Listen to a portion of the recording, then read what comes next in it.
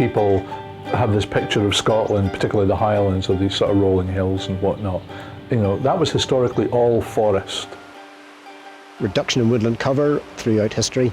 That's been at the same time as hill farming has been increasing through the years, particularly up to the 20th century. The natural development of woodland can be completely checked if you have grazing animals like sheep, basically eating any natural regeneration that takes place.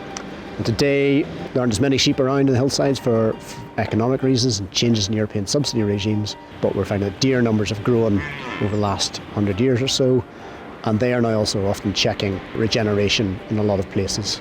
The deer population is probably far, far larger than it should be, specifically red deer populations, which are not necessarily being controlled by hunting and bad weather. So there's this balance between woodland growth and natural regeneration and the amount of herbivory affecting the landscape. The Scottish Forestry Commission has set an ambitious target to extend woodland cover by 100,000 hectares by 2022. This would significantly contribute to the reduction of atmospheric CO2 and would provide a vital habitat for many native species.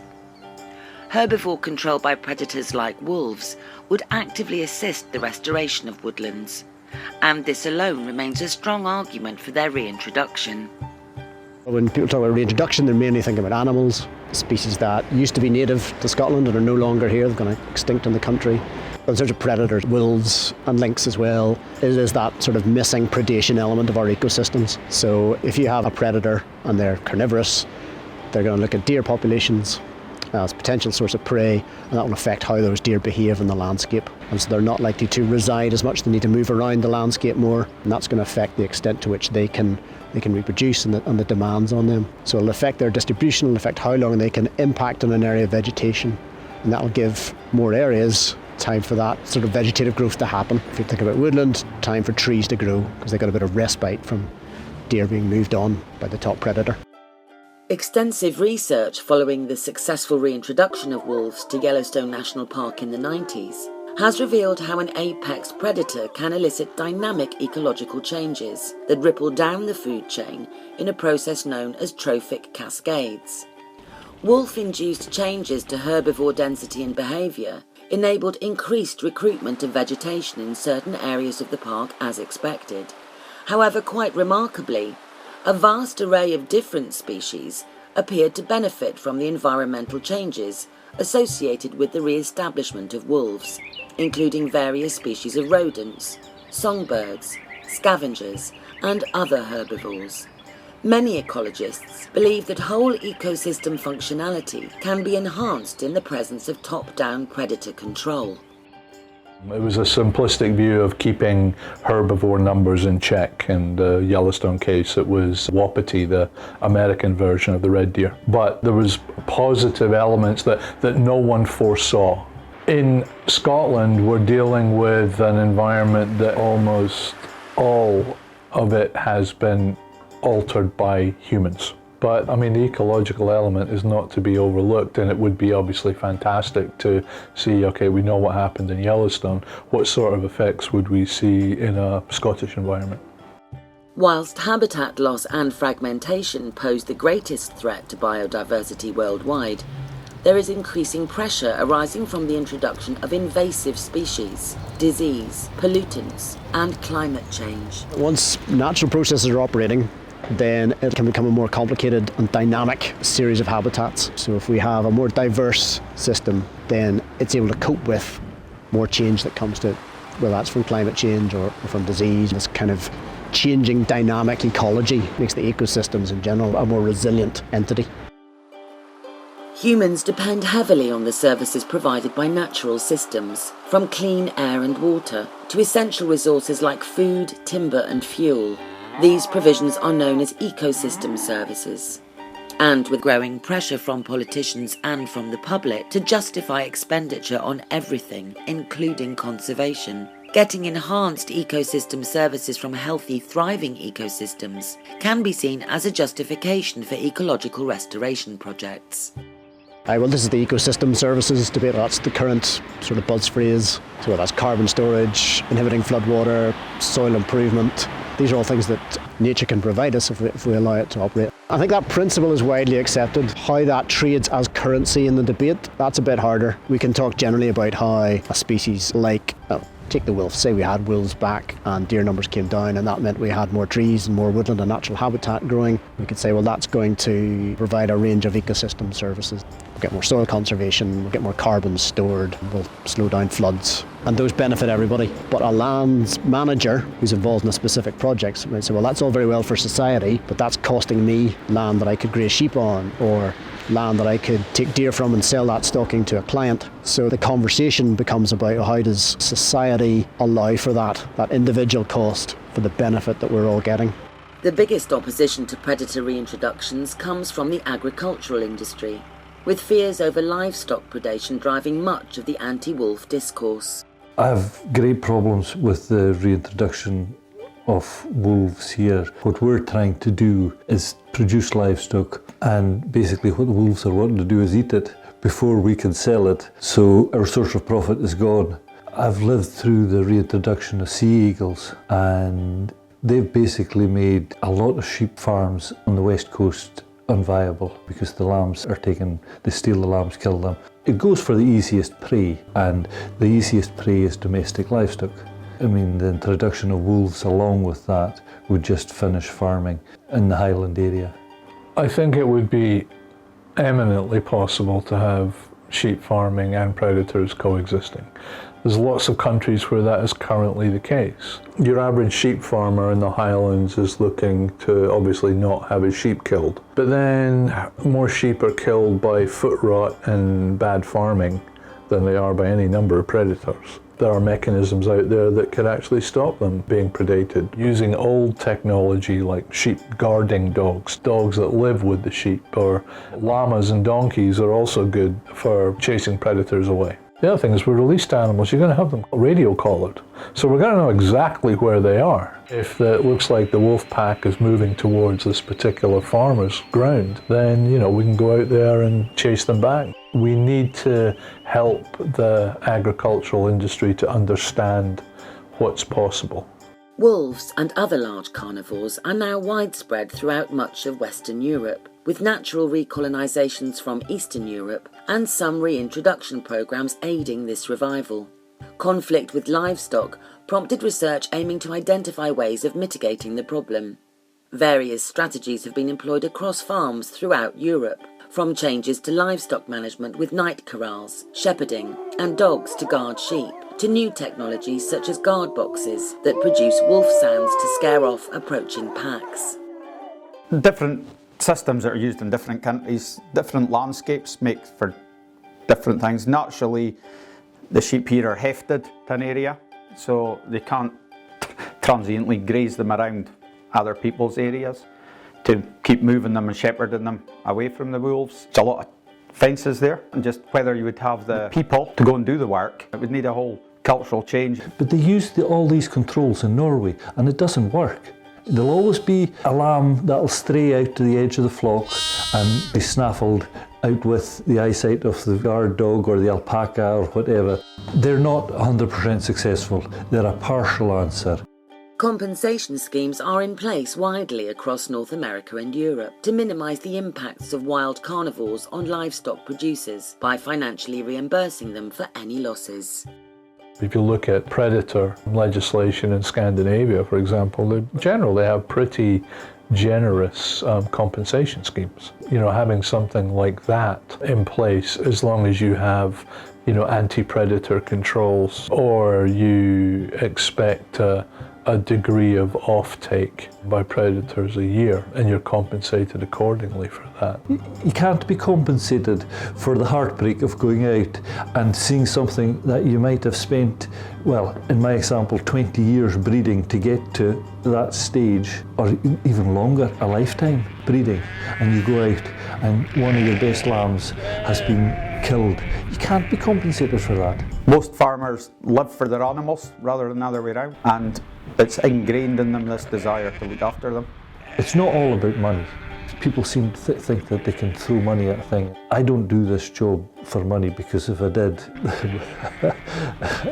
I would have left it long ago. It's about the pleasure and the pride in producing an animal to the best of your ability. I got asked a question by a member of the agricultural industry. And he said, well, okay, what if you've got one of these wolves and it starts to regularly kill livestock on my farm?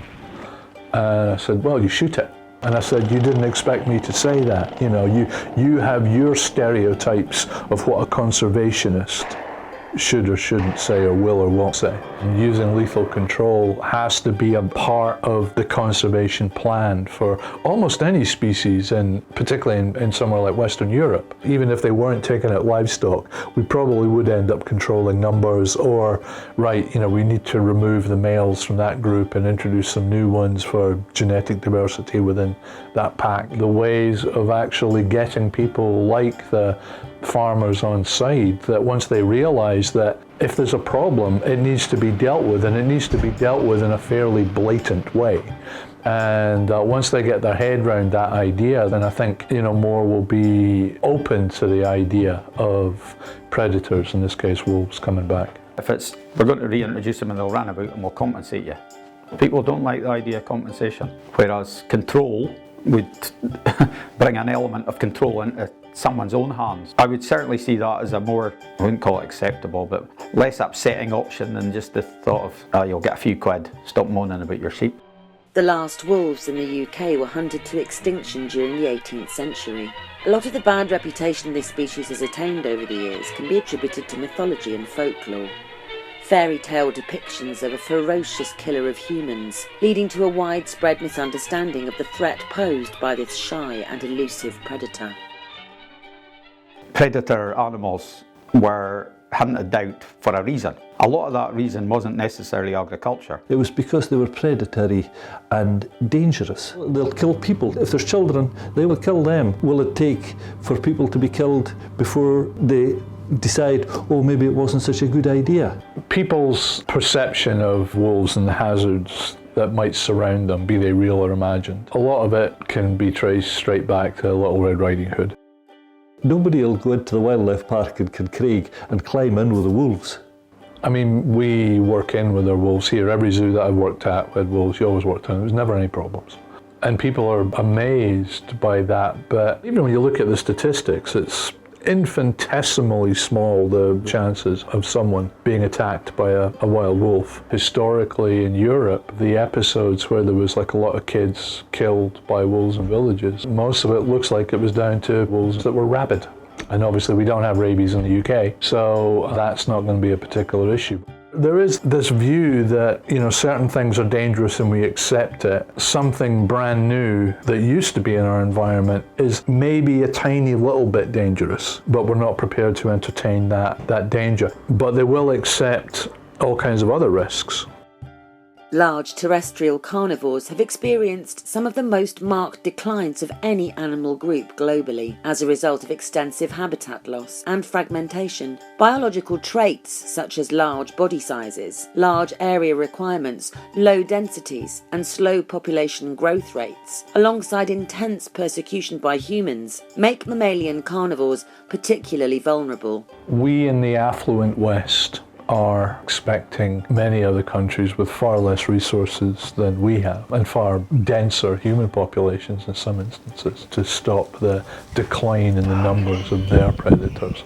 But we can't reintroduce wolves or lynx or any other predator back into the UK. That just seems to me that we have a responsibility to lead by example, for want of a better term. Agriculture is the third largest employer in rural Scotland, with 1 in 10 of all Scottish jobs in some way dependent upon agriculture. So whilst the negative impacts of wolf reintroduction may be localised to certain individuals, it cannot be underestimated how far-reaching any declines to the farming industry could be on the wider rural community. Well, it's socially unacceptable to me that animals can be introduced that will destroy my way of living, the way of living that's been going on in the Highlands for hundreds of years. The farmer, as such, gets the smallest slice of the money that's spun round by his business. And that effect, I don't think, can be underestimated on a rural community. People have had to move away because their employment was destroyed. I want a thriving, busy community which will support schools and shops and post offices. I don't want to see wilderness. To me, there is nothing sadder than going up a glen where there's no sheep, there's no cattle, there's no people. Because people are the lifeblood of any area. They just want to get rid of them and replace them with wolves. No. Species reintroductions offer alternative sources of revenue through enterprise like ecotourism, which could provide direct employment to many local people. Although the long history of farming in the landscape could itself justify resistance among rural communities to consider changes to land use. The ecotourism that would go with wolf reintroduction, should people be looking towards that side of things? Lots of people will go to wild places in the hope of seeing a particular predator, but their chances of seeing them in certain circumstances is very slim. But it's knowing that they're there that makes all the difference. I suppose the fact that people have been there and their families have been there within farms for generations probably does have an influence on change in land use. There's no way that I would even consider letting ground that I've cared for and nurtured be taken over to become a wildlife park. In the aftermath of previous reintroductions, there exists a clear disconnect between the two opposing groups, namely environmentalists and rural stakeholders. Both need to be able to work together in order for any future projects to succeed. There's probably a bit of a culture of distrust. I might be coming at it from a different perspective if I hadn't actually experienced the reintroduction of sea eagles. We tend to find that the kind of people that are into conservation are the wealthy. They don't have to earn their money from the land, and they'll come in and force these ideas on the locals in the north of Scotland, and that is a huge problem. I think there's a real danger that we categorise each other into conservationist, farmer, sporting estate. Everybody under all those labels actually has quite a lot in common and will often do aspects or involved in aspects of what the other one's doing. Because farmers are the one industry that needs the thing to renew. Because if you don't grow your crop next year, that's you knackered. So you need to maintain your fertility in your ground and your hill grazings, everything. So there's no desire from any farmer to cause the ecosystem to fall apart. There are no current plans for wolves to be reintroduced to the Scottish Highlands. But given that the reintroduction of wolves could provide major ecological and economic benefits, conservationists need to explore how to reduce costs to individuals for the benefit of society as a whole. I'm afraid that it is a possibility that they will be reintroduced. The effect it would have on me personally would be probably that I would have to give up farming, and I just could not face the devastation of going out and lifting carcasses every morning after a wolf attack. Whether wolves will come back to Scotland or not, at the moment I think we're not in a position that we're ready for them. If people were more honest and said, we're planting wolves, and if it doesn't work, we'll take them away in 3 years. When we reintroduced the beavers into Knapdale in Argyll, it was not a reintroduction project. It was a trial reintroduction. And if after 5 years it was seen not to be appropriate, then the animals would be removed. I would see something like a wolf reintroduction in exactly the same way. We do a trial release first of maybe sterilised individuals or whatever it might be. But the wolves, there needs to be a lot of other mechanisms in place to actually avoid the problem in the first place. So the wolves that you release are not habituated to eating domestic livestock. We have to come up with imaginative and new solutions in a very crowded world. I simply don't know if wolves will come. I think the reason for that, it needs to be the social space to have these conversations. And at the minute, there's just too much of a gap for it to be a proper, progressive conversation.